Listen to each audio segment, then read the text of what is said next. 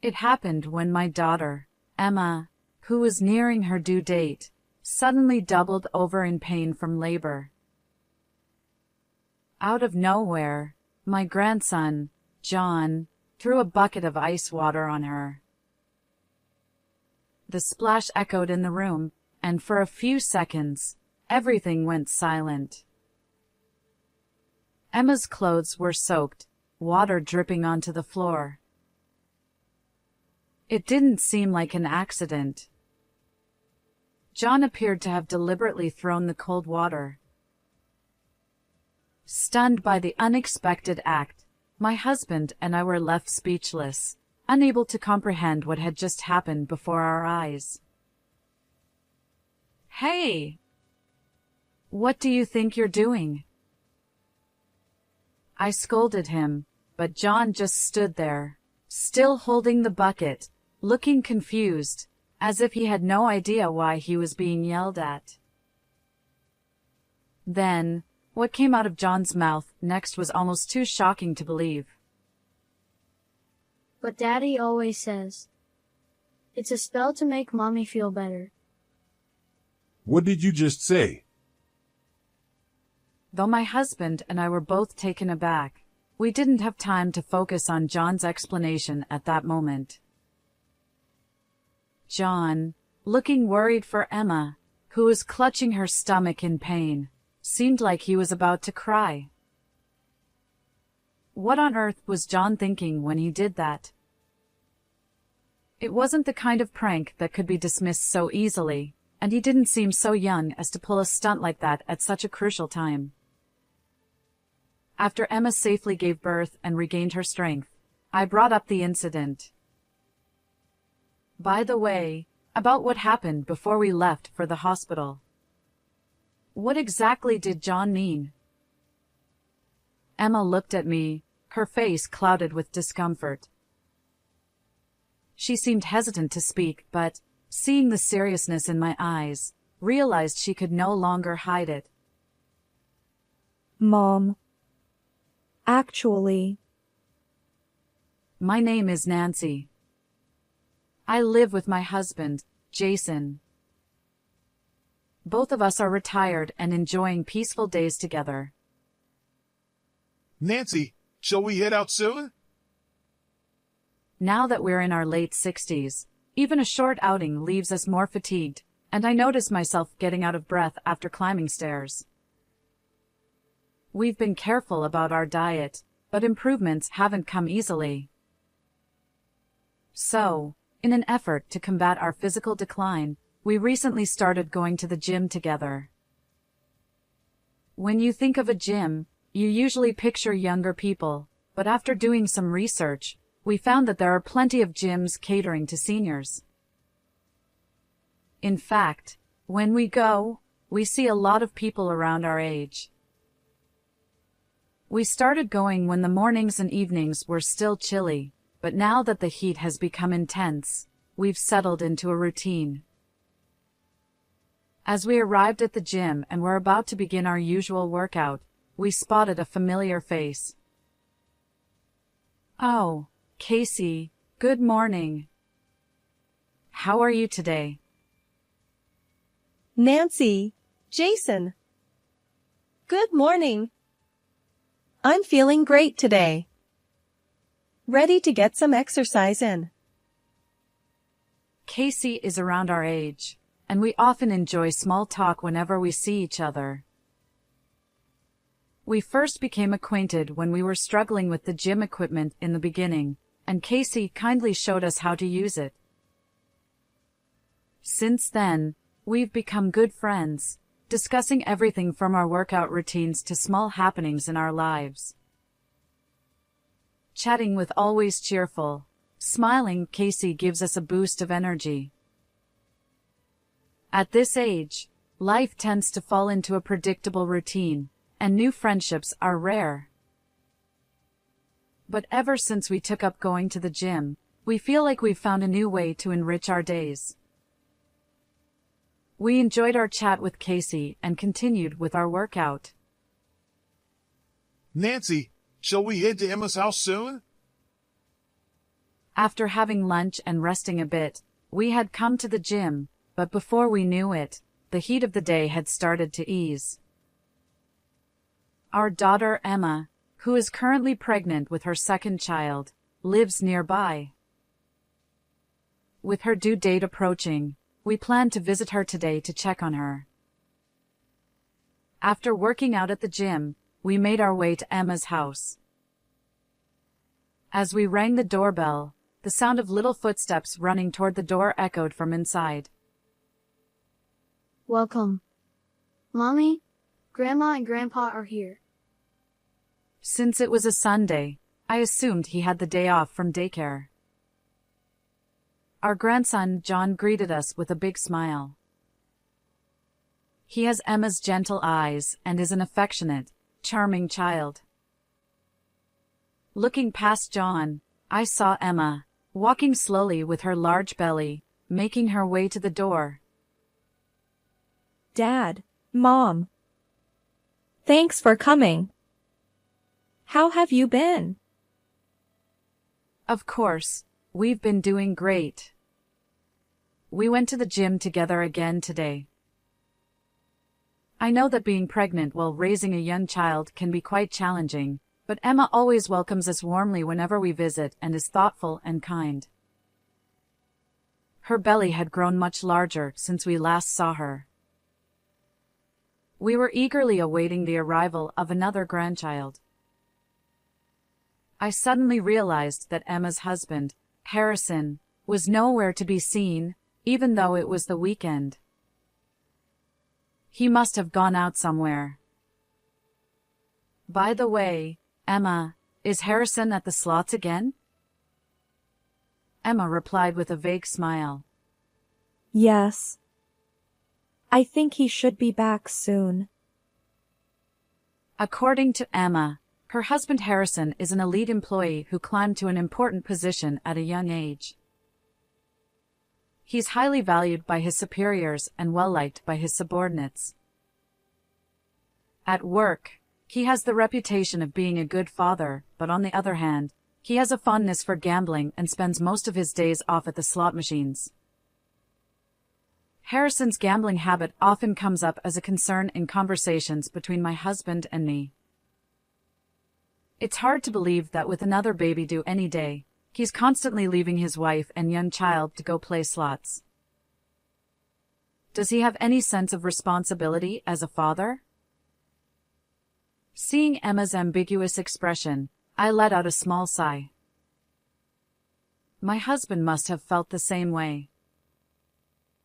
He looked at Emma with a mixture of worry and frustration. Is it really okay for him to be going to the slots while you're pregnant? Is he helping out with raising John? Exactly. You know you can always rely on us if anything happens.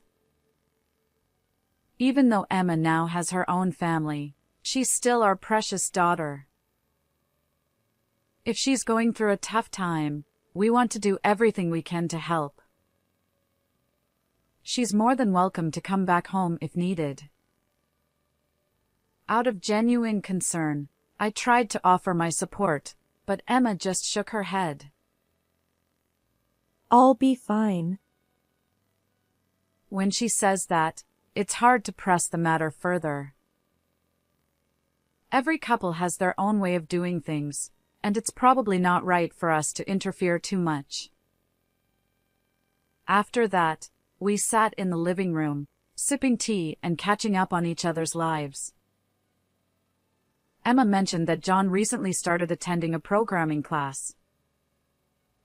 Though my husband and I aren't very familiar with computers, Emma explains that programming is now a mandatory part of school education and has become a popular extracurricular activity.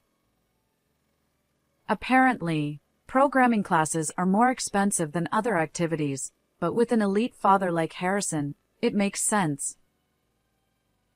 What a child is learning often becomes a topic of conversation at work. It seems that it was Harrison who suggested John take up programming.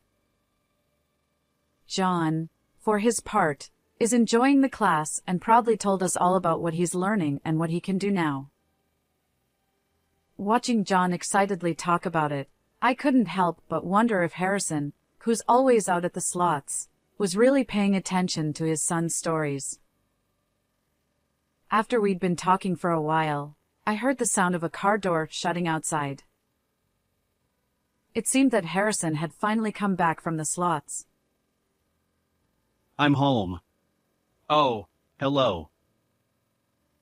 When Harrison entered the living room, he barely glanced at us before trying to head straight to his room without much conversation. His irritated expression and the way he slammed the door behind him made it clear that his time at the slots hadn't gone well. He acted this way even with us, his in-laws, in the house. One could only imagine how much worse his behavior was when we weren't around. I noticed John clinging close to Emma, carefully watching Harrison's mood. It gave me a glimpse into what things were usually like in this household. Seeing how pitiful Emma looked, I couldn't hold back any longer and decided to speak up. "Hold on, Harrison. My daughter is about to give birth. Don't you think you should be spending more time supporting her instead of going to the slots?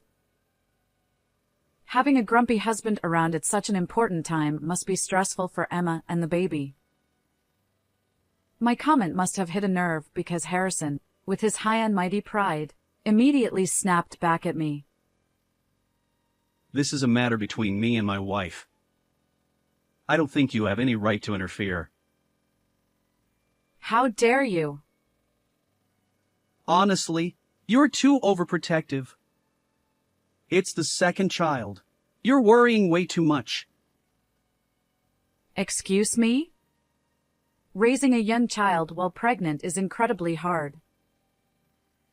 My anger only grew at Harrison's lack of understanding, and as his temper flared, our argument became more heated. My husband tried to intervene, but both Harrison and I were too worked up to stop.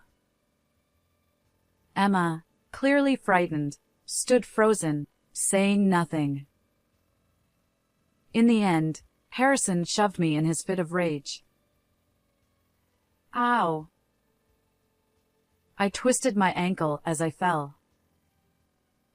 The pain was sharp, and I couldn't stand up.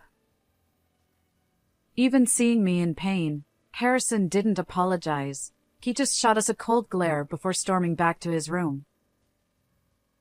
Emma stood there, pale and flustered, unable to do anything but watch us. At my age, even minor injuries take longer to heal. I worried about losing strength if I couldn't move for a while. With my husband's help, I left Emma's house and went straight to the hospital. On the way there, I couldn't stop thinking about Emma. Even as Harrison and I argued, she remained silent, never once stepping in to mediate. My once kind and outspoken daughter. Why had she changed? Had I gone too far? As I replayed the events in my mind, I couldn't shake the feeling of sadness and discomfort at her lack of response. At the hospital, I was diagnosed with a sprain.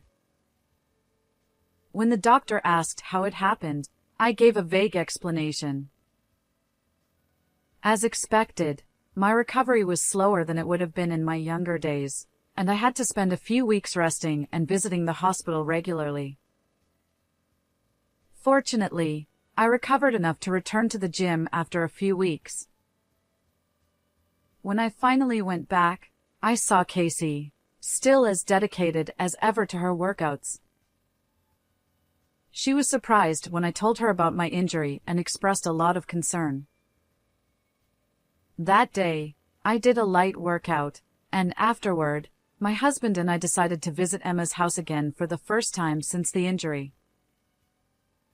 The last time we saw her, it had been warm enough to break a sweat with just a short walk, but now, the heat had subsided, and the cool autumn breeze felt refreshing. As usual, John and Emma greeted us when we arrived, but once again, there was no sign of Harrison. Apparently, he had gone out to play slots again. To be honest, I was relieved that Harrison wasn't there.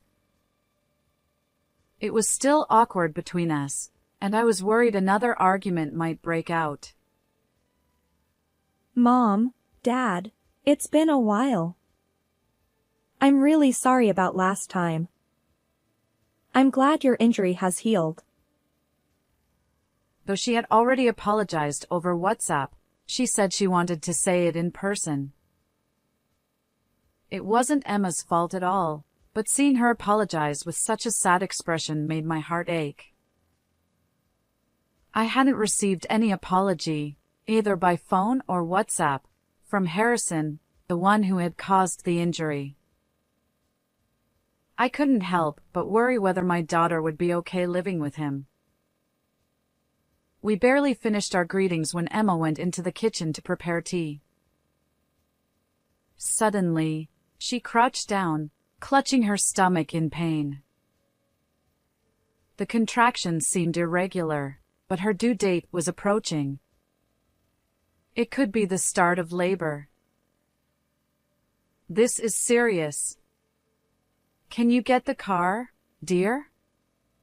Let's take Emma to the hospital right away. Flustered by the sudden turn of events, we started preparing to rush her to the hospital. But at that moment, out of nowhere, John dumped a bucket of ice-cold water on Emma. The splash echoed in the room, followed by a stunned silence. Emma's clothes were soaked, and the water dripped onto the floor. We stood there, mouths agape, not sure what had just happened. Emma looked utterly shocked. It was clear that John had deliberately thrown the water. This wasn't an accident. Hey! What are you doing? I scolded, but John just stood there holding the bucket, looking bewildered, as if he didn't understand why he was being reprimanded. What he said next was almost unbelievable. But Daddy always says, it's a magic spell to make Mommy feel better. What did you say? My husband and I were too shocked to process John's words, but we didn't have time to delve into it. Emma and the baby were our priority. After Emma quickly changed clothes, we rushed to the hospital. John, seeing his mother in pain, looked like he was about to cry. What was John's behavior all about? It didn't seem like a mere prank. It was too extreme, especially given the timing. And Emma's reaction when she was doused with cold water also bothered me. The car ride to the hospital was filled with a mixture of worry for Emma and confusion about John's actions. Even though it was her second child, childbirth is always a life-threatening ordeal. For a while, I feared the worst, but Emma eventually gave birth safely to a beautiful, healthy baby who looked just like her. Emma lay in bed, utterly exhausted. I didn't want to burden her so soon after giving birth, but once she had rested a bit, I couldn't hold back anymore. By the way, before we left for the hospital, what exactly did John mean by what he said? Emma looked at me with a pained expression. She seemed unsure whether she should tell me, but seeing how serious I was, she probably realized she couldn't keep it hidden any longer. Mom, the truth is... The story Emma slowly began to share was nothing short of shocking. When Emma and Harrison first got married, he was kind to her and even cut back on the gambling habits he had before the marriage. However, as his work became busier, he fell back into gambling. Around that time, Harrison began to take his frustrations out on Emma when his gambling didn't go well. He became harsh, especially when Emma, struggling with morning sickness, couldn't keep up with the housework. Instead of helping, he would berate her, saying things like, Why can't you do it? or, You're useless. he even resorted to physical violence. This wasn't a one-time incident. It happened repeatedly. Just like the time John suddenly poured cold water on Emma, Harrison would frequently douse her with cold water while yelling at her. It turns out Harrison had been abusing Emma regularly. John once tried to stop Harrison, but Harrison told him, When I do this, it makes Mommy feel better. It's not a bad thing. John, being so young and impressionable, believed his father. Over time, the constant barrage of negative words drained Emma's will to resist, and she lived in fear. She hadn't told us any of this because she didn't want to worry us or cause trouble. It wasn't until John copied Harrison by pouring cold water on her that Emma realized how harmful this was for their son as well. But at this point, Emma and Harrison were no longer equals in the relationship. She knew that if she spoke up, it would only provoke more violence. After enduring such mistreatment for so long, it was no surprise that Emma couldn't stand up to him. Who knows what might happen if she did? While protecting her unborn child and caring for John, Emma had to endure the abuse. It must have been unbearable. She seemed completely at her wit's end. Hearing all this, I was struck by a realization. The day I had an argument with Harrison, Emma watched with fear in her eyes. She wasn't just frightened by the argument. She was terrified because of the abuse she had been enduring. How could I have missed that? I deeply regretted not asking more questions when I sensed something was off. How could he? This is absolutely unforgivable. While Emma was in the hospital, we took care of John. I couldn't help but resent Harrison for not even taking care of his own son during such a time. Even after Emma gave birth, Harrison only briefly showed up at the hospital, offering no words of kindness, and then immediately left for home. Furious about the way Harrison had been treating my daughter, I decided to confront him. Thankfully, today he hadn't gone out to the slot machines. At first, he pretended not to be home, but I knew he was there because his car was parked outside. After ringing the doorbell multiple times, he finally opened the door with an exasperated look on his face. What do you want? Emma's at the hospital, right? By now, even Harrison spoke to us with rude, dismissive words. Harrison, what's going on here? I asked, telling him that I knew about the abuse Emma had been enduring and insisting that he stop immediately for the sake of both Emma and John. Despite how serious I was, Harrison just smirked and refused to listen. Worse, he even threatened me. Enough already! Do you want me to hurt you again?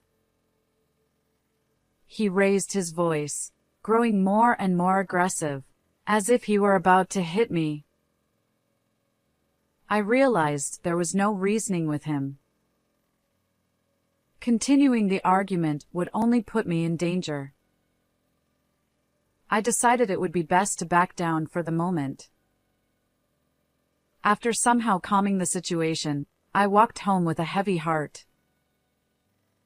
As I walked, I thought about what I should do next. I had told Harrison what Emma had confided in me.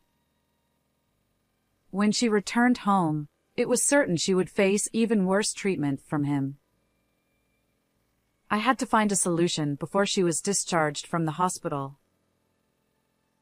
But no matter how terrible he was, Harrison was still Emma's husband.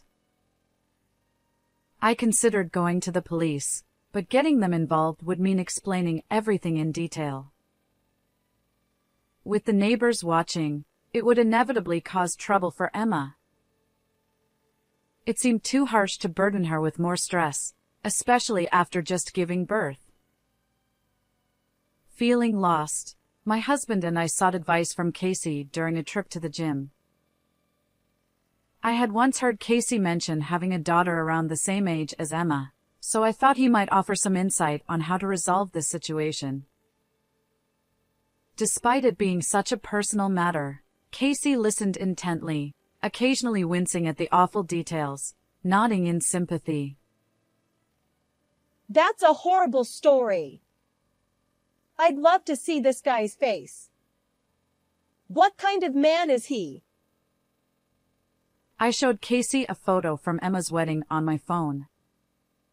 In the picture, Emma smiled so brightly, something that seemed unimaginable now. I remembered how happy I had been when she told us she wanted to marry someone, and how our whole family celebrated. Early in their marriage, Harrison and Emma often visited us, and we'd chat over tea, discussing nothing in particular. Back then, Harrison was thoughtful, checking on our health and even driving us when we needed to go somewhere. We had a good impression of him. But then, he stopped coming around. It was only Emma who would visit us after that. It was around that time when Emma mentioned that Harrison had always been a gambler and had recently gotten hooked again. I sighed as I looked at the photo, wondering how it had come to this. What would Casey think, seeing this picture? When I looked up, I noticed something startling. Casey, who was always smiling, now had a face filled with shock and anger. I had never seen such an expression on him before. Just as I was at a loss for words, Casey said something astonishing. I know this guy. It turned out that Harrison was someone Casey knew. What were the chances of such a coincidence? It really is a small world. We were stunned and asked how they knew each other, but Casey only gave vague answers.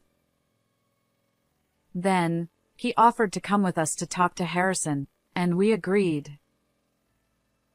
So, a few days later, we visited Harrison together with Casey. To be honest, I felt uneasy about visiting Harrison again. But with Casey, someone who knew him and was a neutral third party, I felt reassured. I believed that Harrison wouldn't act out of line with Casey there. I rang the doorbell at Emma's house. It seemed that Harrison was home again today. From the intercom, I heard Harrison's irritable voice. Yes? What do you want? I told him that I wanted to talk again. He replied that he had nothing to say to us, but today, I couldn't back down. Emma would be discharged from the hospital soon. I couldn't leave until Harrison genuinely repented and promised never to commit domestic violence against her again. Determined, I repeatedly pressed the doorbell until, after a while, Harrison reluctantly opened the door. What is it? Enough already. The moment he saw our faces, Harrison spat out insults and acted arrogantly, but suddenly his words stopped short. Wondering what had happened, I looked at his face and saw his eyes fixed on Casey. His expression changed dramatically, and Harrison's face quickly turned pale. President! What are you doing here? To our surprise, Casey was the president of Harrison's company. I remembered Emma once mentioning that Harrison's work had reached the president's ears and that he had high expectations for him. The Casey we had been chatting with at the gym was the very president Emma had talked about. What on earth have you been doing? Casey scolded Harrison with an intense fury. Harrison, whom the company had entrusted with its future, wasn't just neglecting his family. He was abusing his wife. It was no wonder Casey was furious. I'm so sorry. With a pale face, Harrison bowed deeply and apologized to Casey. There's no point in apologizing to me. You should be apologizing to Emma and Nancy for the trouble you've caused them. The once prideful Harrison was now utterly crushed. His arrogance was nowhere to be seen. We received an apology from Harrison. Led by Casey, Harrison went to apologize to Emma for his actions as well. Whether it was sincere or not, being rebuked by the president of his company made it unlikely that Harrison would ever commit domestic violence against Emma again. I was truly relieved. Word of Harrison's abuse spread throughout the company, leading to his demotion. Abandoned by his president, his prospects for promotion became hopeless. Unable to handle the shame from his colleagues, Harrison eventually quit the company. Afterward, Emma divorced Harrison. Although she had felt helpless and lacked the energy to fight back due to the abuse, hearing about Casey's intervention gave her the courage to move forward. They went to court over custody, but with Harrison having neglected his family and pushed all the child-rearing and housework onto Emma, he didn't stand a chance. Emma gained custody of the children and received child support from Harrison. Mom, Dad, thank you so much. Thanks to you, I'm able to live peacefully now. Emma and her children returned to live with us, and our once quiet home became much livelier. Watching my grandchildren grow up each day brings me such joy. I'm deeply grateful to Casey, who helped save my daughter from domestic violence and brought this happiness into our lives. Even now, after the ordeal has settled down, Casey and I enjoy chatting whenever we see each other at the gym. I'm thinking of inviting him over for a small thank you dinner soon. Since Emma and the kids moved in, I've been helping with the childcare. However, the parenting norms today are vastly different from when I raised Emma, and I'm constantly learning new things. For example, in the past, it was said that holding a baby too much would spoil them, but now it's recommended to hold them as much as they want to meet their needs. Back then, we used to soften food for babies by chewing it before feeding them, but now it's discouraged because of the risk of passing on cavity-causing bacteria. With Emma's guidance, I'm rediscovering the joys of raising children. Emma's mood has also brightened considerably since she left Harrison. She's always been a cheerful and lively person by nature. I'm so glad to see her return to her true self. She mentioned how grateful she is that her children no longer have to tiptoe around Harrison and can live freely.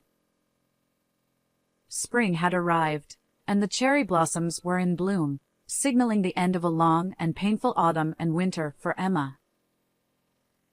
Recently, she told me that she's found someone who truly understands and supports her.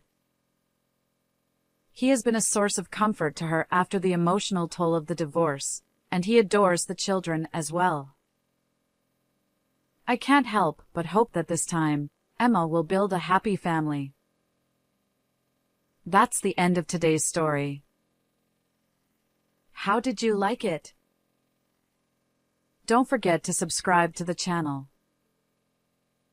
I'll see you in the next video.